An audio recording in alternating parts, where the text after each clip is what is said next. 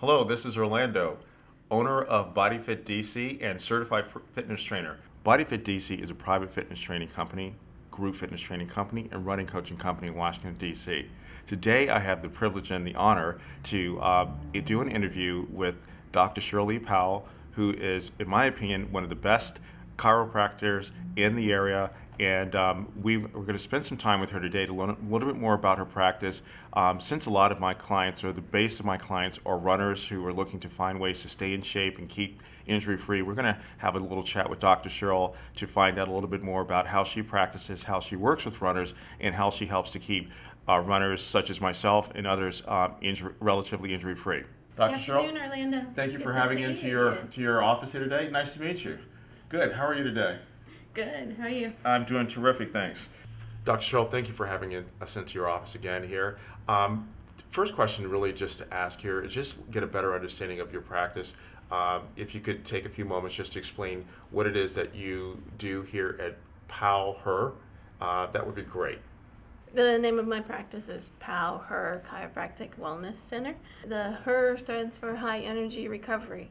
We work with a lot of athletes, so we want to get them back on the road as fast as possible. Right. Some of the services we offer here are obviously chiropractic, ART, active release technique, Graston technique, Nimmo technique, acupuncture, personal training, massage, and nutrition. One of the questions that I often get asked here is, let's say in terms of coming to see a chiropractor, how often should just the average person, or let's say athlete or weekend athlete, come to see you? In other words, should I see you what is it, 2 times a month, or should I see you annually? Basically, what has been your experience? What's your recommendation along that line?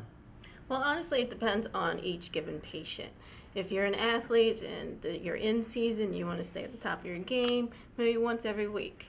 If you're, say, just a regular individual who plays golf every now and then, or goes for a little jog every now and then, maybe once every 3 months or 6 months, depending on what you do. Right. Many times, I'm sure you have runners coming through here, and other people who are not runners who have injuries that you treat.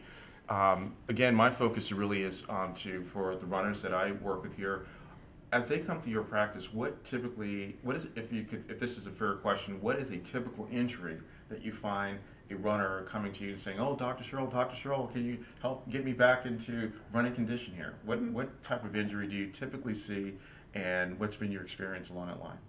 Well, these days there is no typical injury. There we go. With the change in shoes from the minimalist to the stability shoes to the neutral shoes, you see it all.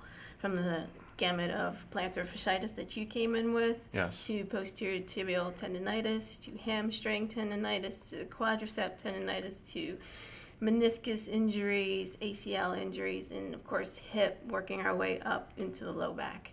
It's a huge range of injuries that come in between all the runners, no matter what age you are. You see baby boomers, I'm sure. Is there any particular type of injury that a baby boomer is coming to see you with? And if so, what is it that you're finding that is a common problem, and what recommendations would you, generally speaking, make in order to minimize the chance of re-injuring themselves? One of the big injuries I see a lot are Achilles tendonitis or posterior tibial tendonitis. The two actually get mixed up because they're very close. Right. And people don't realize that the posterior tib is an entirely different muscle from the gastroc and the soleus that make up the Achilles. Mm-hmm. You have to look at both the posterior tibial tendon and the plantar fasciitis. You want to address them both. The tendon itself runs down into the foot. Mm-hmm. You have the plantar fascia at the bottom of the foot. Mm-hmm. They do come in contact for the most part. They work together. They're not separate. So you have to address both areas, like the arch of the foot and also the tightness in the gastroc and the soleus, the whole calf region. And one of the techniques that I use, like I used on you to help break up that plantar fascia, is Graston. It's these nice shiny metal tools. They're made for breaking up scar tissue, adhesions, edema, things like that. They work really well compared to just an average massage. Mm-hmm. So I'm going to demonstrate on my patient over here and how you would use this on her calf. So we add an emollient first to allow the tool to glide across the skin. We're going to work a little bit on her calf here. breaking up some adhesions she has from all the running and biking and swimming that she enjoys doing as a triathlete.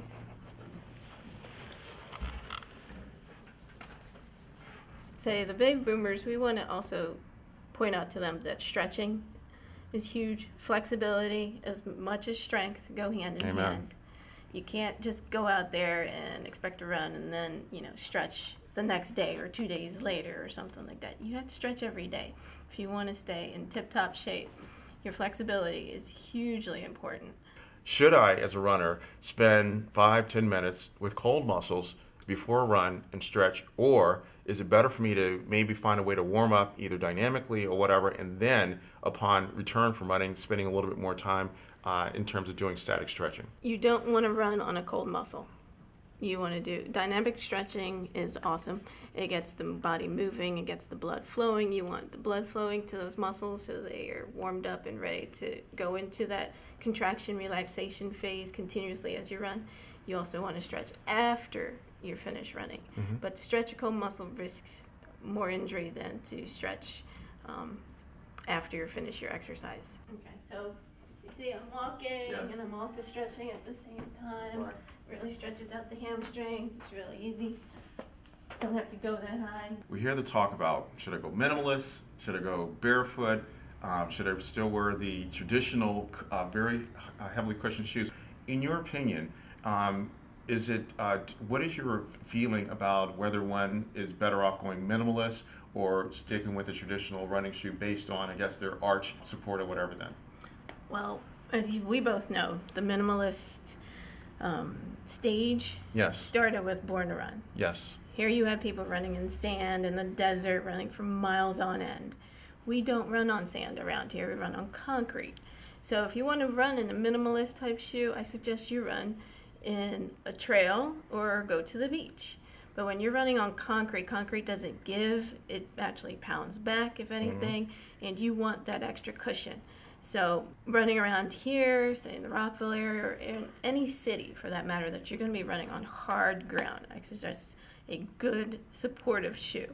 The Brooks are good, the Asics are good, Saucony's, you name it, those are pretty much the top 3 brands that will give you the best support and cushion.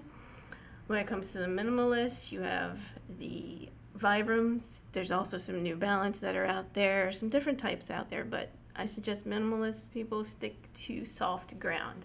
At least the ground will give you some sense of cushion and won't pound against your arch anymore or unnecessary. Dr. Sherrill, thank you very much for your time. We appreciate it. No problem, Orlando. Anytime.